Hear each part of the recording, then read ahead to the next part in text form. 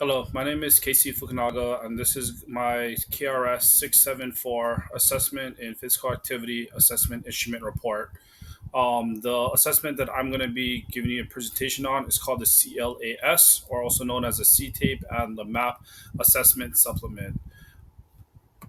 The learning points for this presentation is going to be number one, we're going to go over the general description.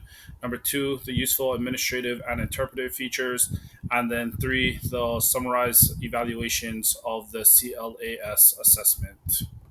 General description. So, the developer of the CLAS assessment was developed by the Louisiana Department of Education, the same Department of Ed that also created the C-Tape and the LAMAP, as this assessment is a carryover or a supplemental assessment based off of those two that were previously discussed by two other classmates in previous weeks. Publication date, like I believe it was with the LAMAP, it wasn't very easy to find information on. So I'm going to go with the publication date as 1989 and then updated in 2015, very similar to the LAMAP and the C-Tape publication dates. The purpose of the CLAS assessment is basically for any students that score a certain percentage, which is going to be 19% or below, or on the C tape or the LAMAP, which basically indicates that there is a severe gross motor deficit. That you're going to be utilizing this supplemental assessment to give you just more information on the student. The ages of this test, depending on which test you're doing, either the C tape, which is going to be from 6 to 21 years old, or the LAMAP, which is going to be anywhere from 2 to 5 years old. All basically you're going to be doing is doing a supplemental test along with an already administered test to the C tape or the LAMAP. And then, if again the student scores a certain percentage, which is 19% or below, you're going to use a CLAS assessment tool. The application for this, the purpose of providing or doing this assessment is to provide appropriate adaptive physical education programming for students with severe gross motor deficit. So by the end of this assessment, you should have a very good understanding to what your students' needs are, and then how again can we best provide services with them in the APE environment. The rationale for this assessment is to provide additional information that accurately describes the student's gross motor abilities for the initial evaluation. Again, we're just by utilizing this assessment, we're going to supplement the LAMAP or the C tape to just again give us more information that we can use to help educators create a plan that is going to be appropriate for our students with gross motor disabilities. The content format. So there are seven different things that you will be looking at or assessing as you do this. Number one is going to be mobility skills. Number two is going to be position and joint mobility. Number three is postural control. Number four is manipulative skills. Number five is play and leisure skills. Number six is social behavior and communication skills. And then number seven is sensory awareness skills.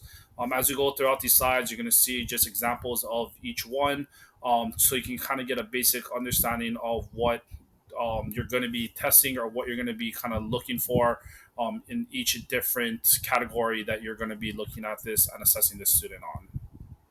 The equipment list for the CLAS assessment is going to be all the things that you should already have on hand, because most times, right, the students that are getting administered this test is you should already have a good idea if they have gross motor deficits or not.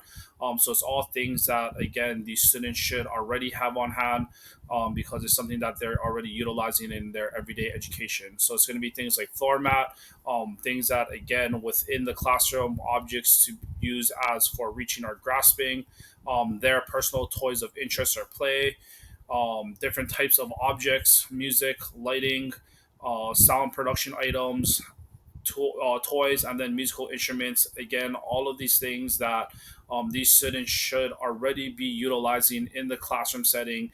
Now we're just going to be testing them in the adaptive PE setting to get a better understanding to, again, they scored below 19% on the C tape or the LAMAP, and then just giving us more information as to why they scored that percentage when we finish the testing, again, for the C tape or the LAMAP. The initial evaluation procedures for this test is going to be very similar to the C-tape and the LAMAP assessments. Where on for your very first step, you're going to basically record all their personal data, their name, their age, their gender, the initial test that they took, whether it was a C-tape or the LAMAP, the score that they got, and then just who the evaluator is. From there, in step number two, you're going to read through the supplement and then you're going to gather the appropriate equipment. And again, the equipment was listed on the previous slide. All of the things that, again, you should already have on you or should have on hand because, again, this is going to be more for students with severe gross motor deficits. In step number three, you're going to administer the test. This portion is going to be a very objective, have very objective data because all you're just going to be doing is you're going to be recording either a plus, minus, E, or NA. Plus basically means that the student can perform right the skill that is stated. A minus meaning that they could not perform the skill. E means emerging, and then A, which is non-applicable. Step four is the kind of the most important or the biggest part of this evaluation process or this assessment, as it's going to be the comment section. This is where, again, because you're taking objective data, is to, again, the reason why a student could not do it is you want to make sure that you have listed down within the comment area the important things that are going to be needed so that when you take this data and you take the assessment to the appropriate people that they have a very good understanding to again the reason why the student scored that initial 19% or lower on that C-tape or the map assessment. Then in step number five, basically what you're going to be doing is you're going to be gathering all of that information of the assessment that you just gave, which is going to be again called the CLAS, and you're going to attach that with either the C-tape or the LAMAP scores, and those test scores, and you're going to give those to the appropriate people, and then again, hopefully that by the end of this, that you're going to have the appropriate accommodations needed for to provide the student with the APE services. So this is just an example of the first page of the CLAS assessment. I believe there is a total of 10 total pages, again, with the seven different categories that you're going to be testing them on, right? So if you kind of look through these examples, it is pretty straightforward in terms of with the objective data that you're going to be taking is kind of student walk independently. Again, you're just going to write plus, minus, E, or NA.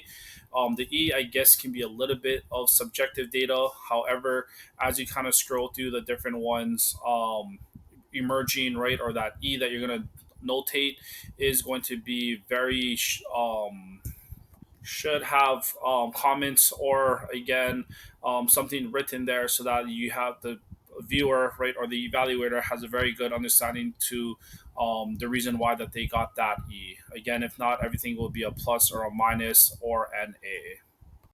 Useful administrative and interpretive features. So the data recorded for this assessment, like we said, is going to be very objective data. Where again, you're either going to be giving them that plus, minus, E, or NA. However, though, like we said, that comment section is going to be where that's going to be one of the most important sections out of all of this test because what you write there or what you put there is going to give us a very good understanding to understanding the student and again the disabilities to what they have and the reasons for it. The norms that were or the students that are going to be taking this test are going to be students who scored 19% or below on the C tape or the LAMAP assessment. And usually, again, those are going to be students with severe gross motor deficits. The test cost for this is going to be a free test, just like the C tape and the LAMAP. As again, this is just a supplemental assessment that is used or needed to just give us more information on the student, and again, giving us a good understanding to why they scored that 19% or below on the previous test, again, which is either the C tape or the LAMAP. Summarize the evaluation. So the advantages of the CLAS assessment is basically to be able to utilize the data of again working with a student, getting data on them, and then being able to use it during some type of educational process, whether it's a grading report, an IEP update, a reevaluation. Just again, just giving the whoever is needed this data just more advice on the student, and again to giving them an understanding to why they scored on the initial test the 90% or below, and then giving the reasons as you're going to give them this supplemental data. The cautions and limitations to this assessment, the CLAS assessment, is going to be there's very limited data um, on it. So if you kind of look online and you look through just various places, at least for me personally, it was hard to find data of um, people that already administered this, and then again what students have scored, and then the scores and what it basically broke down to. So just with the limited data, is one of, I believe, is one of the cautions and limitations to this test. The permanent information though for educators that we need to make sure that we know and understand is that the comment section in this is very, very important. Again, I don't think I can stress that enough, because again, this is more of a supplemental assessment. That comment section is going to give us a better understanding to the whys of why did this student again score that 90% or below. And as we kind of run through the 7 different um, skill assessments to getting an understanding of why they're what they struggle with or what they don't struggle with, and then making sure that we know on paper so that whoever needs this information is going to get that data. Plus, at the end of the day, right, this is going to help us give any supplemental information needed for an evaluation process. Um, Again, just a legitimate assessment where things are broken down, and then being able to summarize it will help the person, whether it's going to be the APE teacher, whether it's going to be the FSC teacher, needing this information to just get, again, a better understanding of their student. So finding information and data on the CLAS assessment was kind of hard. I think, right, if you watch the videos of the C tape and the LAMAP, they also gave very similar feedback. However, though, I think that this test and this assessment is a very beneficial assessment, because it is not, it's an assessment that is fairly easy to do. I do understand that the C tape or the LAMAP does take some time, right? I believe it was about 4 to 5 days long. However, though, the information that you are getting out of it, and then especially with this CLAS assessment, because again, you're only giving this to students who score 90% or below, is you're just going to get a way better understanding to this student, and to understanding why they scored, the reason they scored, so that again, you're going to have enough data to giving um, the appropriate people, to making sure that they're getting the appropriate accommodations.